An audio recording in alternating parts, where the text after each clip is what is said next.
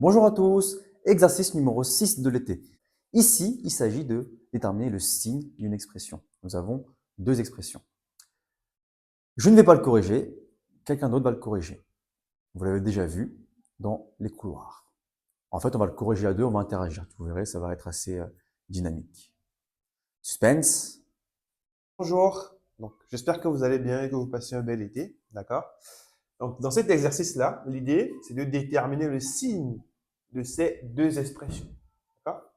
Donc si je prends le premier, donc moins 3 puissance 5 fois moins 2 puissance 4, donc ici ce qui va être important, c'est l'exposant. Vous vous rappelez, l'exposant du facteur en question. D'accord? Ici, c'est 5, ici, c'est 4. Donc, ce qui va être important ici, c'est l'exposant du facteur. D'accord? Est-ce que l'exposant, il est pair ou impair? Donc, si je prends moins 3 puissance 5, d'accord? Ici, si je les détaille, donc là, je vais quand même le détailler pour vous expliquer. Donc, c'est moins 3 fois moins 3 fois moins 3 fois moins 3 jusqu'à 5 fois. D'accord? Et on voit que moins 3 fois moins 3, ça fait moins 3 au carré, donc ça fait 9. Ici, ça fait également 9 et on a moins 3 ici. Donc, vous voyez que ici, on a plus, on a le signe plus et on a le signe moins. Donc, plus fois moins, évidemment, ça fait moins. D'accord?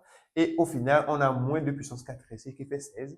D'accord? Qui fait, donc, au final, on a moins. Alors, qu'est-ce que vous remarquez? On remarque que quand l'exposant est impair, d'accord? Quand l'exposant est impair, le signe du calcul, il est moins.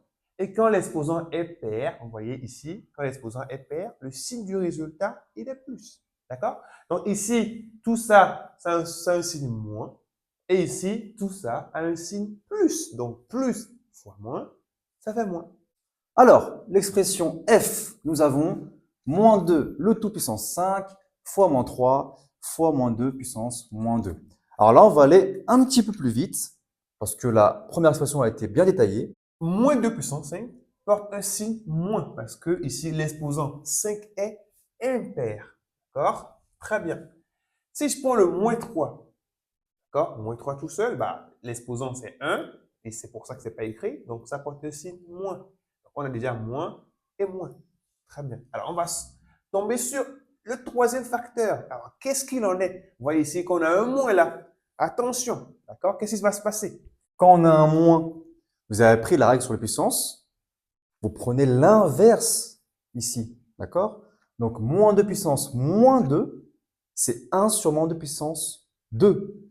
Moins 2 au carré. Vous vous souvenez, ici, l'exposant, il est comment? Il est pair. Donc, moins 2 au carré, c'est 4, donc un signe plus, évidemment. Donc, on a au final un quart, 1 sur 4, qui se porte au total le signe plus, ok?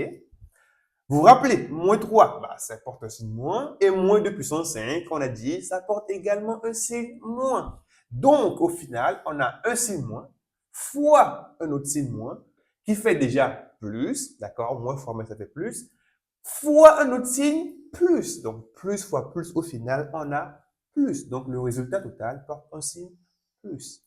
D'accord? Alors, on va finir sur une petite remarque. En fait, tout ce qu'on a dit ici, elle repose sur la règle des signes. Moins fois moins, ça donne plus. Plus fois moins ou moins fois plus, ça donne moins. Et plus fois plus, ça donne plus. En fait, la règle qui est importante pour déterminer le signe, c'est quand il y a un moins. D'accord? Si vous avez que des plus, bon, c'est que des plus.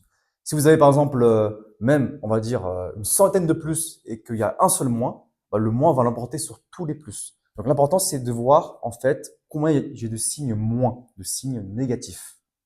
Merci à vous.